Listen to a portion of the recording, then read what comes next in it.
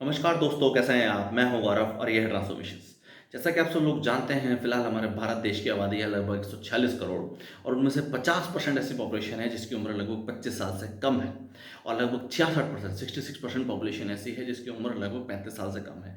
ये सब जेन ज़ी एक तरीके से जनरेशन है और इस जनरेशन के बारे में ऐसा बोला जाता है कि ये बहुत ही वॉचफुल जनरेशन है, बहुत ही वंडरफुल जनरेशन है और अपने लिए बेहतर से बेहतर ऑप्शन चुनती है, बेहतरी के लिए, समाज में ओवरऑल एक तरीके से प्रगति के लिए नए-नए ऑप्शंस को ट्राई करते हैं एज़ वेल एज़ जितने भी नए लोग हैं उनको एक इक्वल और ट्रांसपेरेंट अपॉर्चुनिटी मिलती है ताकि अपने स्किल्स को, अपनी एबिलिटीज़ को प्रूव कर सकें और एक तरीके से बेहतर भविष्य बना सकें अपने लिए और अपनी आगे वाली पीढ़ियों के लिए भी। और इस जनरेशन ने ऐसा प्रूव करके भी दिखाया है।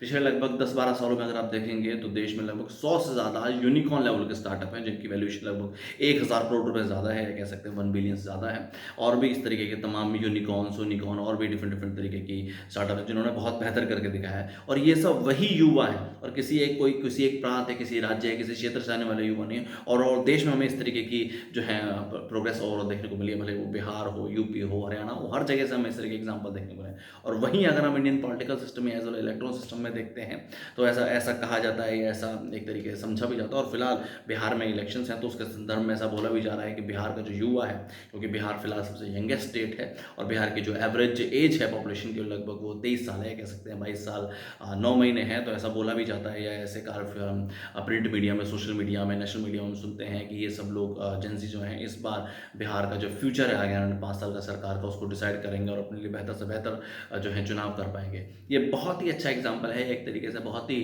अंडरस्टैंडेबल जो है कोट है। बट ये तभी बेहतर चुनाव कर पाएँगे जब उनके पास वो सब बेहतर ऑप्शन होंगे। आज अगर आप बिहार के संदर्भ में समझने की कोशिश करेंगे तो आज उनके पास ऑप्शन ही क्या है? गिने-चुने वही 4 ऑप्शन, वही एक नीतीश कुमार जेडीयू जिसको लगभग 19-20 साल से देख ही रहे हैं और जब से उन्होंने होश संभाला है सिर्फ़ और सिर्फ़ नीतीश कुमार को ही सीएम देखा है। भले वो आरजेडी के साथ गठबंधन में देखा हो, भले वो बीजेपी के साथ देखा हो। वही BJP as an alliance partner JDU के साथ लड़ती है, वही Congress as an alliance partner RJD जो कि नीतीश कुमार आपके जो है लालू प्रसाद यादव उनकी जो लेगेसी को कंटिन्यू कर रहे हैं, उनके बेटे तेजस्वी यादव उनके साथ कांग्रेस गठबंधन में। तो उनके पास ऐसा ऑप्शन ही क्या है? ज़ाहिर-सी बात है, या तो वो नीतीश कुमार के साथ जाएँ जिसको वो 20 साल से देख ही रहे हैं, या फिर वो आरजेडी जिसके बारे में उन्होंने ऐसा सुना है कि बहुत पहले कोई जंगल राज हुआ करता था, कोई गुंडागर्दी हुआ करती थी, कोई लूट-पाट हुआ करती थी और उसके साथ as an alliance partner Congress election लड़ रही है। और छोटे-मोटे रीजनल लेवल की पॉलिटिकल पार्टी है जो अपना-अपना एक तरीके से देखते हुए फ्यूचर उन सब के साथ अलायंस में है, कुछ जेडीयू के साथ और कुछ आरजेडी के साथ। तो उनके पास आज ऐसा ऑप्शन ही कहाँ है?